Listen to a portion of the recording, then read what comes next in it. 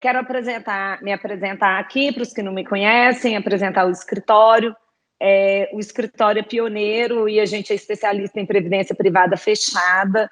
A gente vem aí desde a época das teles, da privatização do sistema Telebrás, e participamos aí das dores daqueles participantes que viveram tanto a mudança do benefício no plano de previdência privado fechado, quanto do plano de saúde, tá? Eles são ligados como benefícios, né, de valor dentro dessas grandes organizações, e a nossa experiência aí passa pela Oi, né? Hoje Oi, Petrobras, Eletrobras, Correios, Banco do Brasil e demais bancos, tá?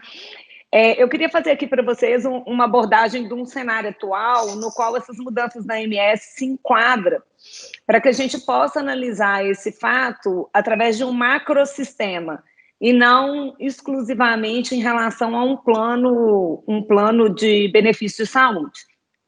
Hoje a gente vive no país a questão da privatização, né, a pauta da vez aí no cenário político e econômico, e a gente tem as diferenças na mudança de administração de um plano e postura de várias empresas que vem caminhando nesse mesmo propósito aí da Petrobras. O que acontece é essa velocidade que a Patrícia traz com destaque e que é um fator relevante. A pressa para que tudo aconteça numa forma que objetiva interesses tanto da empresa como mantenedora, né, desses benefícios, quanto econômico, político em geral. Está claro e publicado que a privatização, né, a privatização das estatais no país é um assunto fortemente debatido. Não estou aqui querendo entrar nas questões maiores, tá? A gente precisa passar por isso para abordagem futura. E na Petrobras a gente vive o que eles chamam de desoneração. Então, a gente não está falando aí nessa desoneração de uma privatização em si, mas a gente vai pegar tudo que tem ao redor dessa empresa e vamos abaixar os custos, para que a gente consiga, no mercado, ter uma empresa que tem dentro dela exclusivamente o que dá lucro. Então, o que é atrativo nessa empresa? Tudo que não é atrativo nela, mas que faz parte do funcionamento dela histórico, a gente vai tirar desse CNPJ. E aí vem a questão levantada aí pela Patrícia, né, que eu vou fazer um link agora, de tirar a questão da MS daquele CNPJ. Tá? Então, isso é um ponto, e não é um ponto imaginado, ele é um ponto declarado, que a gente vê dentro das próprias comunicações oficiais da empresa, que eles trazem o tempo inteiro termos como desinvestimento, eles trazem o tempo inteiro como desonerações e quais são as melhores expectativas aí econômicas que eles buscam, né? Então, isso é um fator relevante. Numa justificativa oficial que a empresa vem trazendo e divulgando aí nos seus canais, ela traz que o objetivo de desvincular a MS do sistema de gestão por RH está na autonomia, na expertise através de benchmark com outras operadoras de plano de saúde, e aí eu chamo a atenção aqui nesse ponto que eles chamam de segurança. O benefício permanece o mesmo e a gestão do regulamento continua a ser de responsabilidade da Petrobras. Isso que eles trazem como segurança, na verdade, dentro desse cenário macro que a gente está trazendo aqui, é o máximo da insegurança. Porque quando você coloca que continua a ser de responsabilidade, também continua a ser de deliberalidade dessa empresa. Uma empresa que está sendo está perdendo seus braços, está mantendo só o que é economicamente, que vai ser desfeita, né? Vai ter outras propriedades. E isso a gente viu no histórico das teles, né? Depois de adquiridas, as fatias, né? A Telemar o sistema Telebrás foi dividido em várias fatias, a maior dela a Telemar, que agora é Oi, mas foram várias fatias. E aí cada um que adquire uma fatia adota um comportamento hoje para os participantes da AMS, né? E, em geral, os funcionários é uma fatia, é uma aquisição desconhecida. Então, isso aí vira um ponto de incerteza, tá? E o que a gente acha mais importante? Que é importante separar os sinais dos ruídos. Então, nós também temos muitos ruídos que está trazendo uma desconfiança do todo. Só que algumas coisas não é motivo para tanta preocupação, já outras são motivo de preocupação total. Então, o que a gente quer aqui, de alguma forma, é trazer para vocês o que é um sinal concreto e o que são ruídos.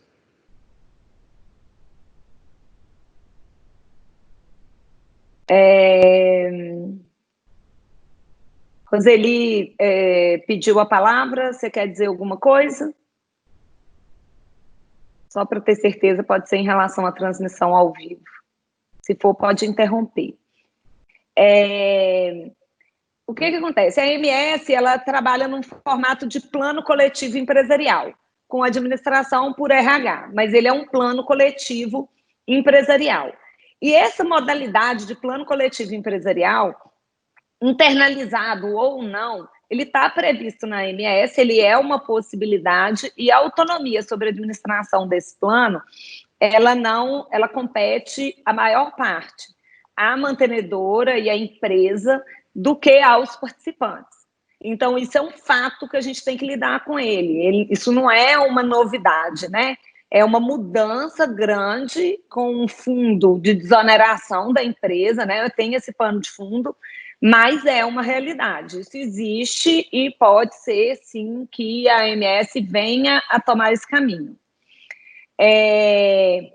Ela traz algumas garantias que foi feita pelo PDV de 2019 e que, na verdade, são garantias dentro do novo cenário, mas é uma garantia que já está prevista em regulamento, né? Então, manter a condição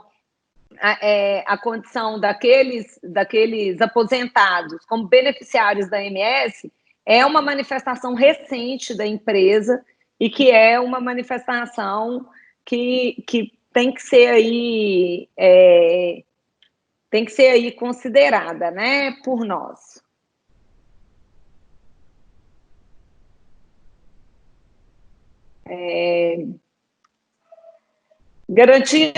Garantias regulamentares que nós temos hoje atual, tá?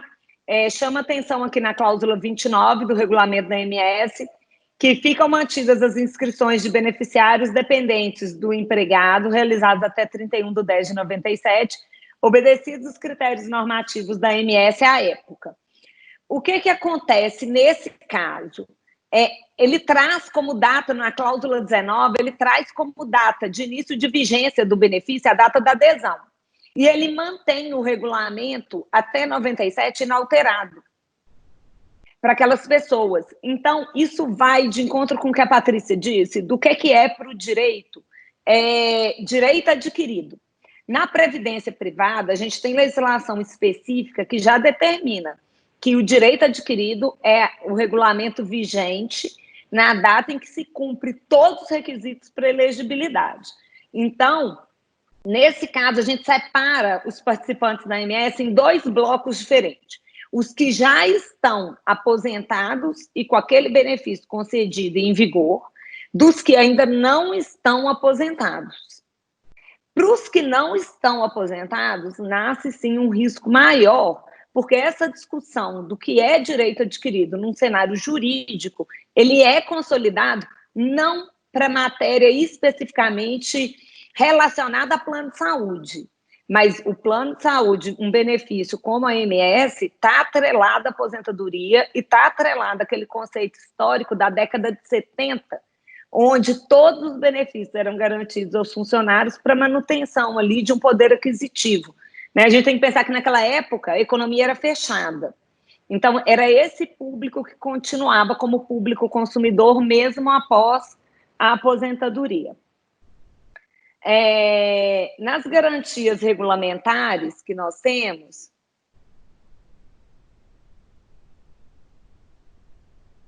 para as garantias regulamentares, nós temos aqui uma questão importante. O benefício da MS, ele já prevê reajustes até 59 anos de idade. Então, isso está de acordo com a legislação da ANS e que fala que esses reajustes por virada de faixa etária está limitado.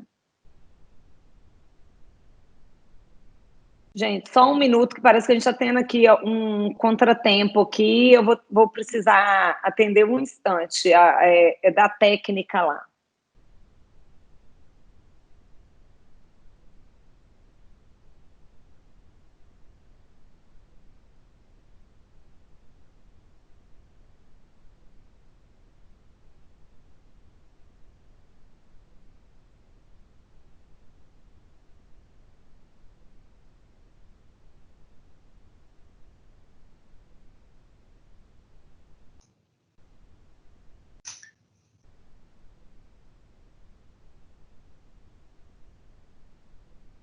Luísa?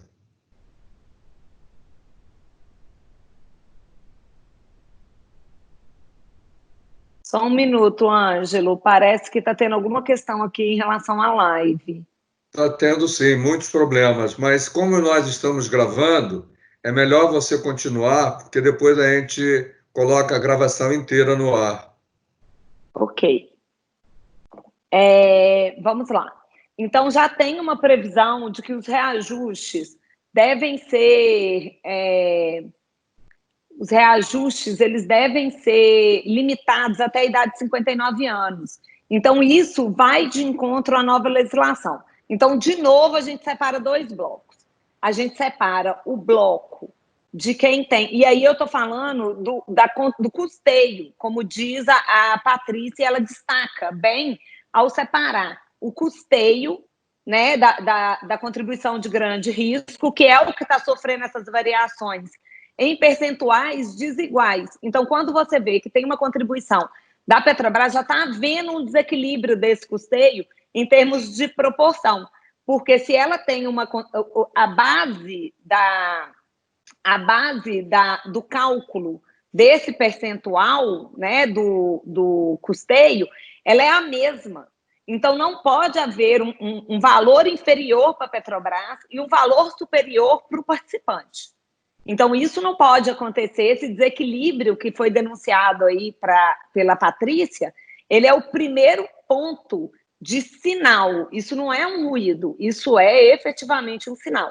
Agora, para as pessoas que já estão aposentadas e que já completaram essa idade limite de 59 anos, elas já têm tanto o direito adquirido, quanto a limitação de 59 anos para esses índices de reajuste. Então, ela já tem duas proteções, o que não tem as pessoas que estão fora deste grupo, tá?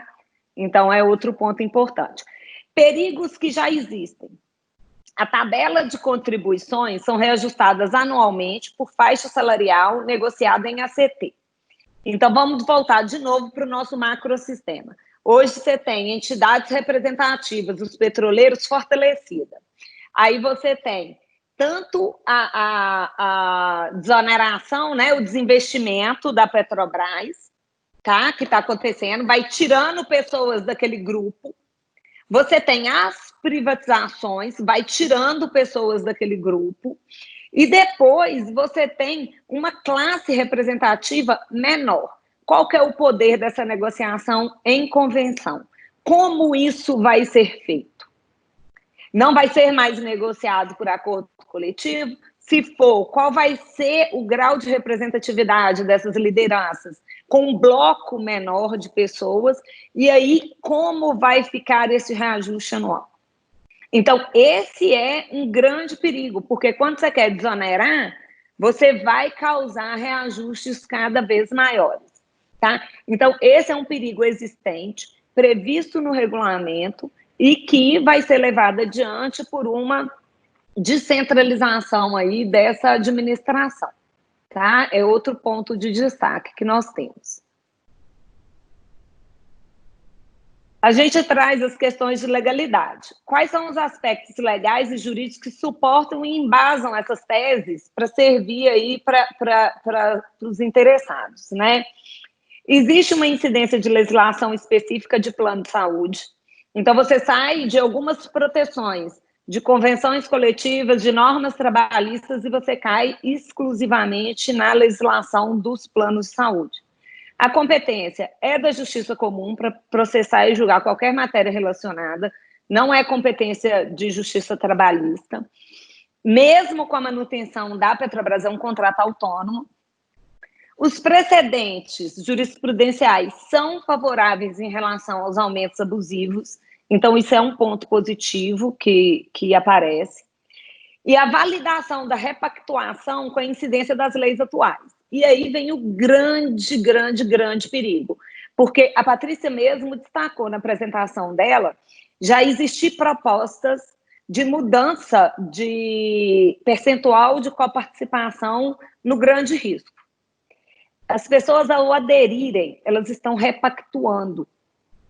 E quando elas estão repactuando, elas perdem todas essas garantias históricas que eu trouxe na exposição anterior e passam para as atuais. Então, isso é um ponto super importante a ser observado pelas pessoas. Tá? A legislação que garante a relação, né, é a Lei 9.656 de 98, que é a nova legislação sobre plano de saúde, e a Lei 10.741 de 2003, que é o Estatuto do Idoso, que contempla muitas garantias, não só, né, os direitos comuns aí do dia a dia que a gente está acostumado. Temos bons precedentes, no caso das teles, para análise sobre a combinação dessas duas legislações. Então, isso a gente tem como um ponto favorável, desde que não haja repactuação. Vou compartilhar aqui com vocês um pouquinho uma parte histórica do que aconteceu no caso das teles.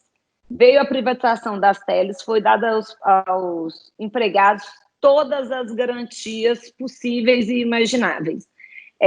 No regulamento da Previdência Privada, que também havia administração do plano de saúde, o PAMA, na época, era feita pela Previdência Privada.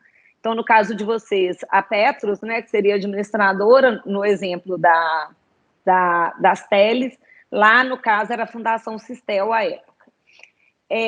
Foram dadas todas as garantias e quem adquirisse aquelas empresas teria que suportar todos aqueles ônus. Isso foi um documento assinado, firmado e validado pela Previc, por todos os órgãos competentes. A privatização aconteceu em 98. Em 1900 e 2001, foi promulgada uma nova legislação que previa a criação de novos planos.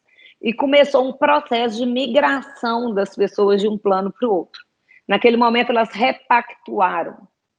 E quando elas repactuaram, a primeira coisa que elas perderam foi o plano de saúde.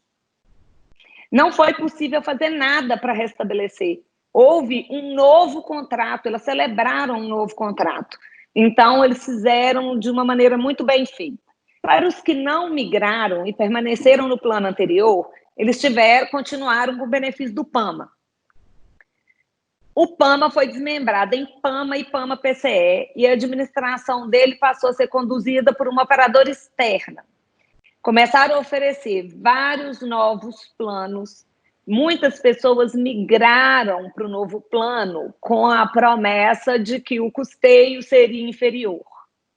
Os que mudaram para o novo plano, PAMA-PCE, teve a início um custeio inferior e depois o custeio voltou a subir por reajustes e novas prestações de serviço. Quem permaneceu no PAMA começou a ter reajustes altos, era uma classe reduzida já, desuniu essas pessoas, E aí elas começaram a ter reajustes fora da curva, contraíram um empréstimo, perpetuar o pagamento e caíram na armadilha de 60 dias sem pagamento, cancelamento do plano. Depois de ser cancelado, a readmissão no plano ela é muito limitada, mesmo com o pagamento do débito, porque existe um interesse em esvaziar aquele plano para desonerar a nova patrocinadora que o adquiriu. Então, essa experiência foi vivida até hoje. A gente tem demandas judiciais, a maioria, todas esbarrando na questão da repactuação. Então, quando é feito a repactuação, as possibilidades de debate são muito reduzidas. Para finalizar, eu quero trazer para vocês o que são perigos e armadilhas e o que é o poder dos usuários. Oferta de novos serviços e planos, acarreta repactuação, apaga o histórico legislativo, retira direitos adquiridos, coloca a pessoa na condição de contrato novo pela legislação vigente. Então, essa é uma grande armadilha. Majoração de taxa de custeio, a aprovação é entre a administradora e a empresa. No caso da administração por fundação, ser outro operador é só uma questão tributária. Lá tem uma previsão de representatividade. Isso traz ainda mais a condição de validação dos atos praticados ali dentro daquela fundação. Então, a partir do momento que uma decisão é tomada por representatividade eleita, você tem ali o seu voto através daquele mandato que foi concedido. Então, a aprovação da taxa de majoração de custeio é exclusivamente entre a administradora e mantenedora do plano, tá? Então, vocês têm que ter isso em mente. O que aconteceu muito nos casos das teles e que a gente viu que depois foi um enfraquecedor daquelas pessoas? A união é a medida de fortalecimento. Todas as medidas podem ser tomadas, tudo pode tentar ser blindado, mas ter entidades representativas fortes, ter a união desses usuários, formando um bloco mais coeso, está na mão dos participantes. É o que mais está na mão dos usuários desse sistema, dos participantes da Previdência. Então, você vê aí propostas contínuas de mudanças de regulamento de plano, de mudança de... como que eu posso falar? De plano de previdência, de plano da MS, de plano de custeio, são esses avais que as pessoas vão dando aos poucos, que vai pegando um bloco enorme, que são os petroleiros, no caso, né? Um número grande de pessoas com uma capacidade representativa alta, e vai enfraquecendo, porque vai segmentando. Então, essa segmentação, ela é uma grande armadilha, tá? Eu quero dizer para vocês que vocês têm um poder enorme nas mãos e que tratar nesse macrosistema uma privatização como valores econômicos, vocês têm que dizer o seguinte: nós somos parte desse sistema, nós somos parte dessa empresa e nós vamos continuar sendo parte dessa empresa para hoje e para o futuro que essa empresa seguir. Então, nos desvincular, como a MS, como o plano de previdência privada, são benefícios que foram concedidos em uma época que o país precisava, e agora nós somos parte disso e vamos permanecer parte. Então, essa é a mensagem que eu tenho para vocês, e me coloco aí à disposição para responder todas as dúvidas que vocês tiverem a respeito.